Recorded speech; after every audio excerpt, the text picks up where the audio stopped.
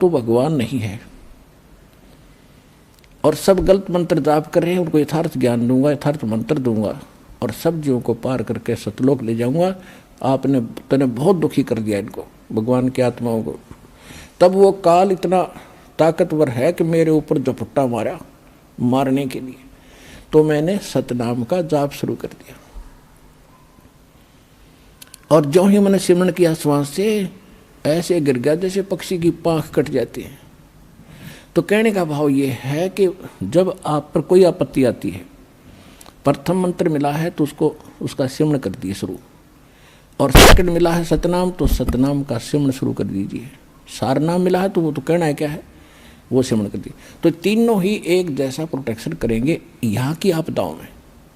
तो यहाँ परमात्मा हमें बताना चाह रहे हैं, तो यहाँ हमें बताना चाह रहे हैं कि जब कोई भी आपत्ति आवे तो अपने श्वास का सिमरण आपने शुरू कर देना चाहिए।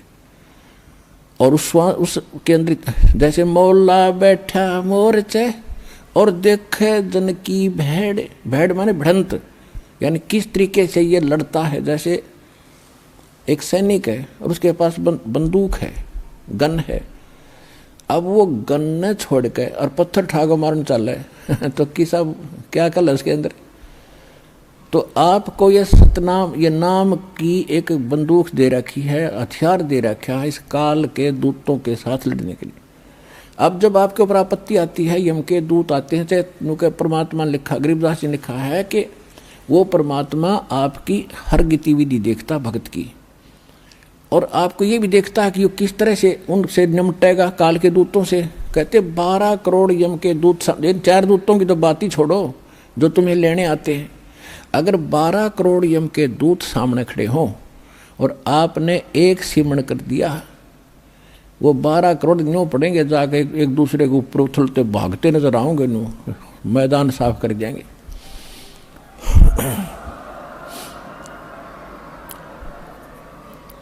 अब कहते हैं मौला बैठा मोर्चे, मौला माने वो परमात्मा अपने स्थान पर देखा और आप बैठे, मौला बैठा मोर्चे देखे जन की भेड़। जो मोर्चे में भक्त बैठा है, यानी मोर्चा है हमारा काल का ही, उसके साथ हम लड़ रहे हैं, संघर्ष कर रहे हैं, भक्ति कर रहे हैं, सिमरण कर रहे हैं। और कहते हैं उस जैसे आपत्ति आती है उस समय अपना सिमरण शुरू करो दाता का, सब बातें भूल के। और वहाँ नो का हायरी माँ मर गया बचाइए तो कहेगा भगत है वो। तो परमात्मा ये देखता है कि वहाँ आप कैसे, कौन सा फार्मूला अपनाओगे, तो वो तरीके आपको यहाँ बताए जाते हैं। तो वहाँ एग्जाम होगा त्रिकुटी बजा के आपका। तो यहाँ परमात्मा कहते मौला बैठा मोर्चा देखे दिन की भेड़, आपकी लड़ाई देखता है, बढ़त देखता है, यो कैसे मुकाबला करता है। बंदूक धर के पत्थर ठाता है या बंदूक का दिखावा है, तो फिर ज़्यादा फर्क पड़ जाए, बंदूक दिखाते हैं तो सिमरण स्वरूप नाम के सिमरण से संकट टलेंगे। और कहते हैं 12 कोट जम किंकर जहाँ 12 दूत यम के दूत सारे के सारे आपके सामने आ जाओ, और एक नाम की खैड़, खैड़ माने टक्कर नुमारा, सब गिरता चल तगड़ा आदमी होता है।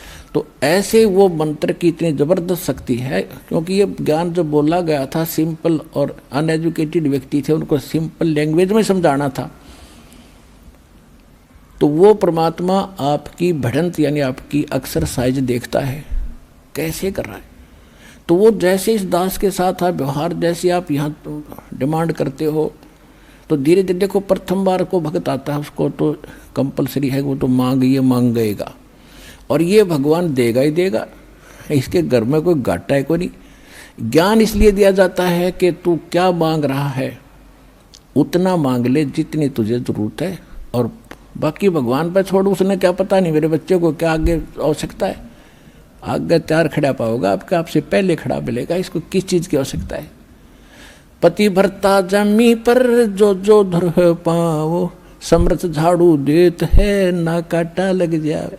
तो आप उसके हो गए, तो फिर आपके जीवन रूपी सफर में झाड़ू लेकर, कहते हैं मैं उसका दास हूँ। दास किसे कहते हैं? गुलाम को। भगवान दास भी पीछे रह जाए, लेकिन भगवान आपकी पुकार से सुनते ही आगे खड़ा पाओगा, और उसको पहले भी खड़ा पाएगा कि मेरा बच्चा आ रहा है, और साफ कर दूं कि देश के कर्म के कांटे ना चुभ जा। तो इतना आपने इस मालिक में समर्पित होना पड़ेगा पतिव्रता की तरह, तब वह लाभ होगा।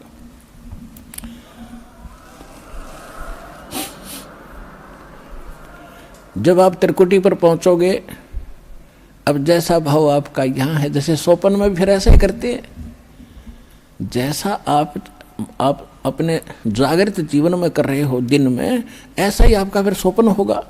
इस स्वप्न दिन में कोई केले बेचे रेडी लगा के बाजार में, वो करता ले 10 के 20, 10 के 20, 10 के 20, 8 के 20, 8 के 20, ऐसा नहीं मिलेगा। तो सपने में फिर वो नहीं बोलेगा ले लो 10 के 20, 10 के 20। तो अब जैसा रिहर्सल आप यहाँ कर रहे हो, जब आपकी मृत्यु होगी आपको स्वप्न होगा, और उस स्वप्न में आप जो यहाँ कर रहे हो वही वहाँ बोलोगे जाके भगवान के दरबार में, भगवान के सामने। तो इसलिए पहले देखो, ये तो मालिक है, आपको टाइम देगा पूरा, आपकी उम्र बढ़ाओगा जब भक्ति नीत रखोगे तो, और तब तक आपकी यहाँ की संसारिक सुविधा भी सारी सेट कर देगा, क्योंकि उसको मालूम है ये जीव है। और कितना ज्ञान सुना ले जब तक, अब सीधी सी बात है, जब तक पैर में काटा है इतना कितनी सलाह दे ले जूता पहन ले, जूता पहन ले, कतई नहीं पहन सकता। वो तो काटा काट निकालना ही पड़ेगा जब जूता पुराना है। तो ये दास आपसे भक्ति करावेगा तो आपके ये कर्म के काटे ये दुख जरूर दूर करेगा, ये गारंटी समझे।